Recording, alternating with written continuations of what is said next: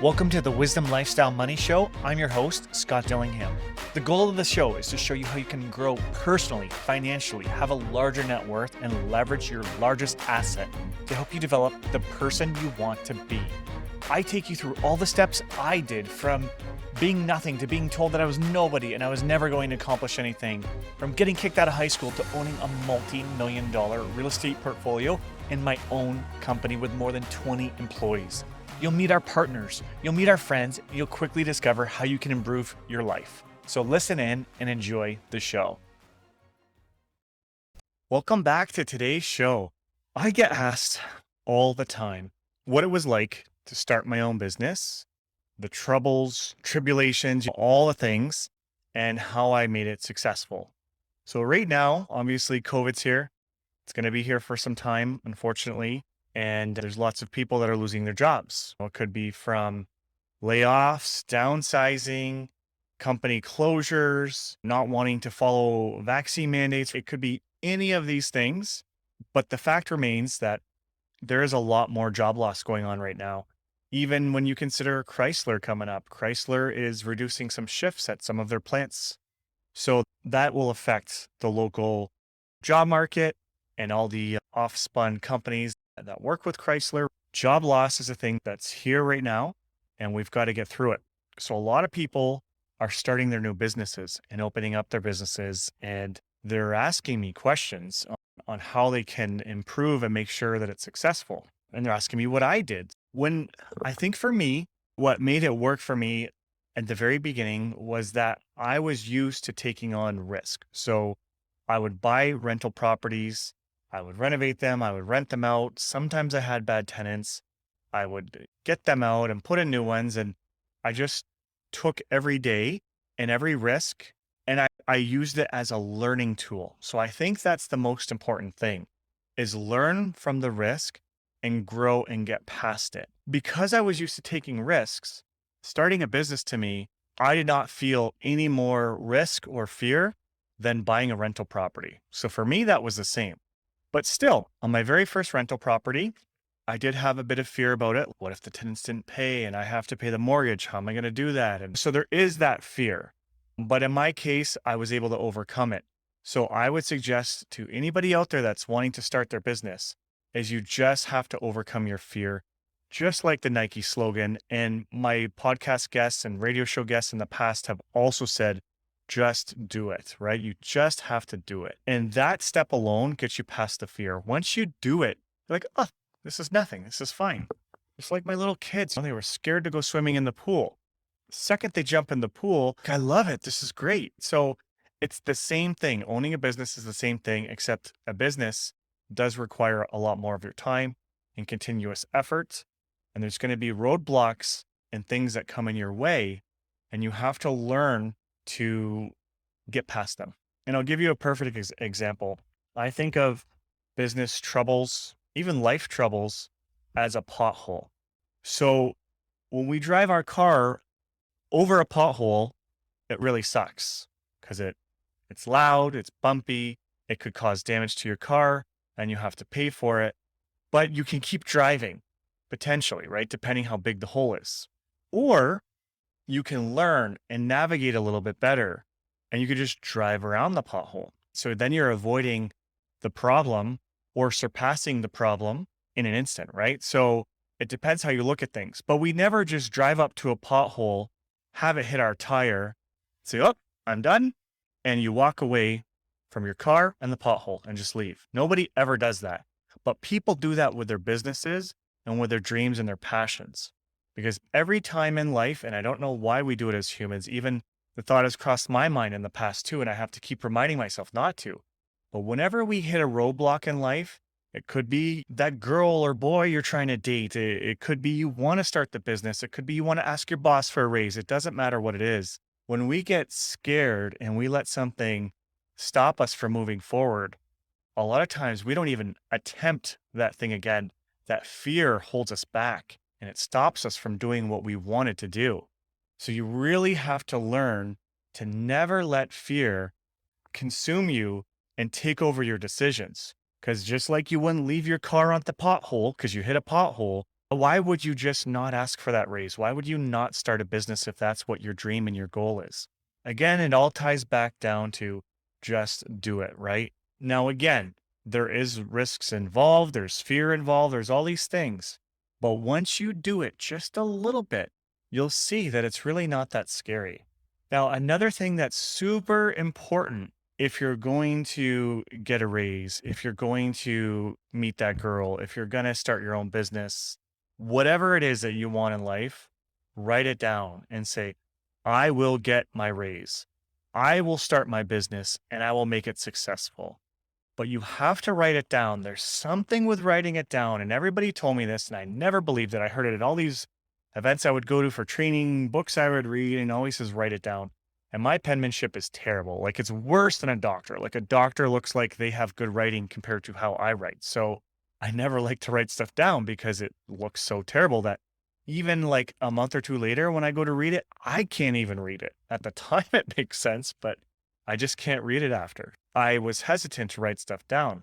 But now, whenever I have a goal or a target or there's something I want, I will write it down. And that process of me writing it down, it visualizes and makes it appear real. And you got to think back. There's people that if you die in your dream, say you're dreaming, so you're falling asleep, you're falling out of the sky, let's say, we always wake up before we land. But if you're falling out of the sky and you hit, your whole body, your brain, everything thinks it's real, and you can die if you actually die in your dream. So that's how real it is. So our body, our brains, everything think those visualizations are real. So you can use that to your advantage and visualize success and visualize your goals coming true. And that will make them reality. And it sounds so crazy talking about it, but it is true. Anything that I've ever really wanted in life that I actually wrote down what I wanted, sat down and visualized it. Like for me, for my visualization, I'll think about things when I'm on a run, or sometimes I don't do it as much as I used to, but I would sit, I had this rocking chair, I'd throw on some headphones and I'd just listen to music and I would just imagine what I wanted from my life or what my life would look like. And I would sit there and think that it already had happened, right? Not like, how am I going to get this? How's it going to happen? I just imagine it already happened. And then your body on autopilot will work to make that thing happen for you. Obviously, within reason, you're not going to be able to flap your arms and fly. It doesn't work like that. But you have to imagine real things that are within the physical capabilities of a human being and just think about it and it will happen. And it sounds so strange. And sometimes it can take a long time. For me, because I've done this and I always visualize things and write it down and whatever, it doesn't take me long to reach my goal, whatever it is. But some goals can take 5 years, can take 10 years, and you can't let that bother you. How you digest that, right? You have your big goal, your number one goal, but they actually say to keep going past whatever goal you set, keep going past that. Because if you set that one big goal and you hit it, then you feel that sense of accomplishment and then you no longer want to keep doing it because you already hit your goal. So you set the big goal that you want, but then you set crazier goals beyond that would it be even hard to fathom. But once you're at that super high level, those goals that might be unfathomable today, you will be able to reach and hit in time eventually. But the key is little steps at a time. Whatever your goal is, if you want to make 100,000 this year, don't say, I want to make 100,000 in X amount of time. And then if you don't hit it, get disappointed. The better thing to do, so you have that sense of accomplishment, is say, yes, I do want to make 100,000. I would like to make it in a year. However, I'm going to do it so I make 50 grand to start with. And then once you hit that 50 grand, say, okay, now I'm going to go to 75 grand. And then from there, okay, now I'm at 100. So doing those smaller goals to get to your big goal will help create that sense of accomplishment for you. And it'll give you more energy to keep going and to keep driving. So that is a number one thing that I think a lot of businesses fail with is they set these huge goals and they get discouraged that they don't accomplish them in the time that they wanted to. So they give up. So it's better to extend that big goal a little bit. As humans, it's hard because we want it now. But if you can extend that goal a little bit and have smaller goals along the way, you'll hit them. Now, I got to take a quick pause, but when we come back, I'm going to continue about all the things that you need to do to be successful in life or with your business. Welcome back. One of the things that I think is incredibly important to do is to reach out to people that know you and ask them, say, listen, I'm just doing this personal exercise and I would love it if you could tell me what you think my strengths are and what you think my weaknesses are. Okay. And you want to find out what people think are your strengths. They might not be actually what you think they are. So it's a very eye-opening exercise because something that you think that you might be good at, someone else could see as your weakness and they could touch on what they think their strengths is. And I've actually discovered from doing this that usually when someone else notices your strengths, they're probably more right on that than what you actually think of your own strengths, because we have all these cognitive biases and different things and our thinking and things that we hear on the radio and whatever, it changes our perception of life and how we feel overall. But someone else will see you for who you are. Interview them, find out what your strengths are and get your weaknesses. Now, what you want to do with your weaknesses is you want to match that up with whatever your goal is. Do you want that business? Do you want that Lamborghini? Whatever it is that you want, and look at your weaknesses and say, all these weaknesses here, I'm not doing any of this to get my goal. Even if it's something that you could have improved on and made better, do not, and this is in my own opinion, okay? So everybody's different, but in my own opinion, do not focus on your weaknesses. They're a weakness. And usually a weakness is something that you could be learned to overcome, or it could be just something you just don't have that natural ability for. So to really excel, think of this, right? I'm 6 foot. I can run fast, but running fast is not one of my strengths. I wouldn't say it's a weakness. I'm in the middle. And yes, I can train and yes, I can improve. Will I be the world's fastest runner? I don't think so. But if I take my strengths, the things that other people see in me where I really excel, and I just focus on that, that will get you to your goal so much better. So say, I'm trying to think of an example here. Say, I'll actually give you one of mine. I didn't realize this in the past, but I'm a visionary and I'm really good at connecting things. So doing this exercise, people brought that up to me and I didn't even know that about me. It just happened naturally and I didn't even think about it. But now that I know that being a visionary and I have these dreams and ideas and they always come to life for me and they can for you too. But knowing that is like one of my skills and specialties, I bring that forward to my business every day and it really helps propel us, I would say, above the competitors. And it's amazing. I started with just myself. Now we have 20 employees, right? And in the very beginning, the team was just hired to service my business. And then I had a dream. I'm like, why would you do that? Like, why don't you just build a whole team and everybody helps everybody? And so that's what it's transformed into. So when I first started LendCity, again, the goal was never to have 20 employees. I just wanted enough to handle my business. But now it's so much bigger and better. And it's all from visions and dreams and putting things together and meeting people and saying, oh, you'd be really good at this. You'd be really good over here. And you just make it happen. Again, do not focus on growing your weaknesses. Yes, you can improve. Yes, you can make it better. And you know what? Maybe you should, but in the tiniest bit. So let's say out of 100 hours that you have, maybe do only 5 hours of improving your weaknesses. If you really want to improve them, if you really do suck at something and you want to get better, maybe you give 5 hours out of 100 to improve that.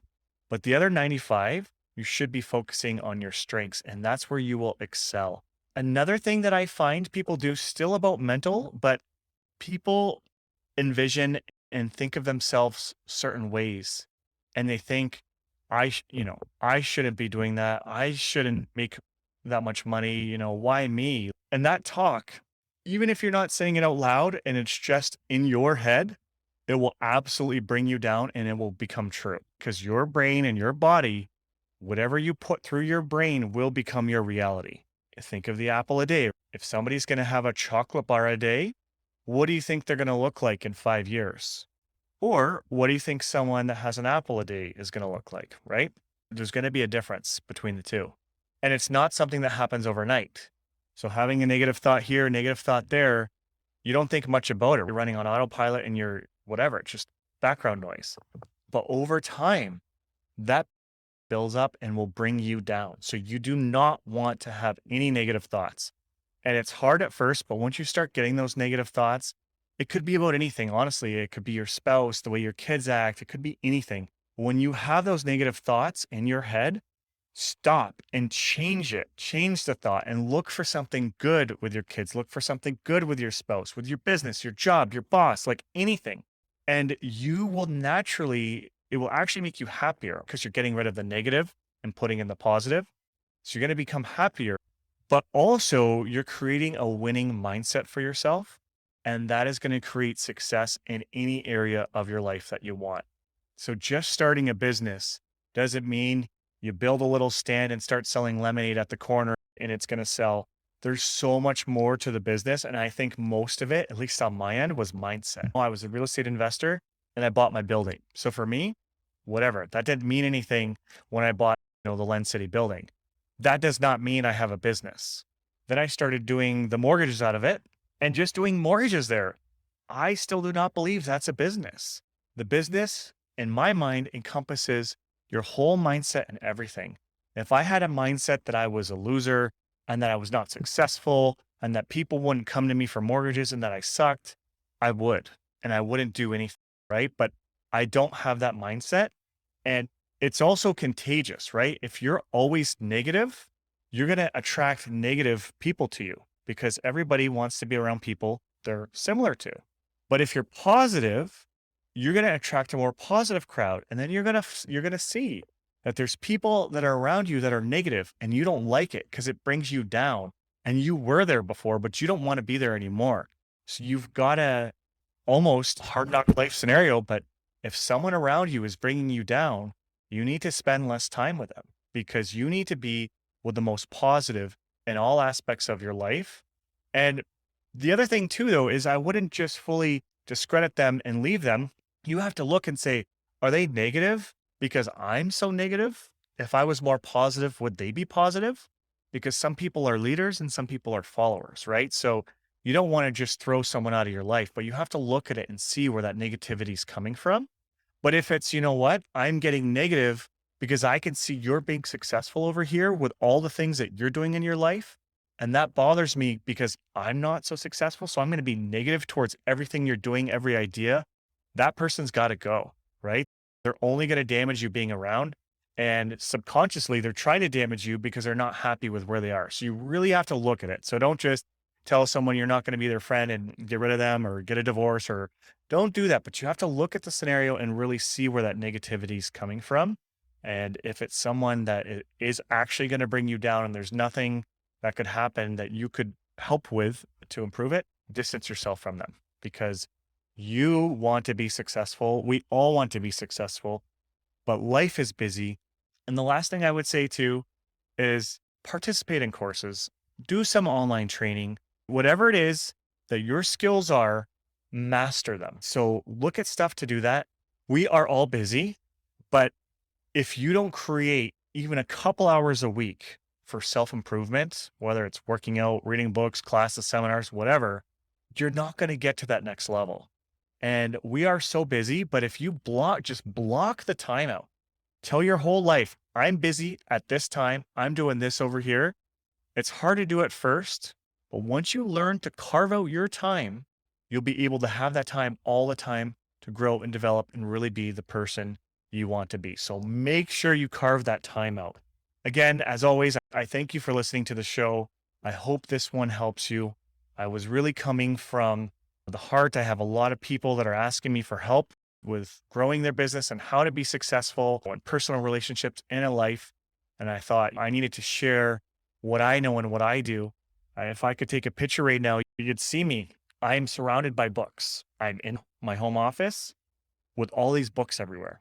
And I'm the person that I don't like reading. I actually hate reading, but I do it because I know it helps me to grow and I'm getting another expert's perspective on things. The last book I read, just to share this before we cut out, but the last book I read, it just showed me how structure is important in a business. And I've been someone who's always like all over the place. I'm wild. I'm here. I'm there. And I'm getting stuff done. But now I'm trying to rein it back. We're going to be hiring an operations manager to take care of that. But that was something that I learned from the book. So if I can have my operations manager always hold the team accountable in the different departments that we run and make sure everything's going more smoothly, it's going to be better for the customer, better for myself, and allows me to distance and then to focus more on my strengths. Instead of running the business, I can work on the business. That was the last book that I read, what it taught me. So every little book will teach you something, and take that and use it and grow and develop. Thanks again for listening. I look forward to chatting with you next week. If you're serious about real estate investing and you want to take it to the next level with the least amount of time and mistakes, then you're going to want to sign up for our Real Estate Investor Hub. Visit CanadianRealEstateNetwork.com and hit the blue button or banner that says Free Investor Resources. Inside, you'll have access to real estate investing courses, networking opportunities, webinars featuring industry professionals, as well as dedicated chat channels to share and get access to unique properties.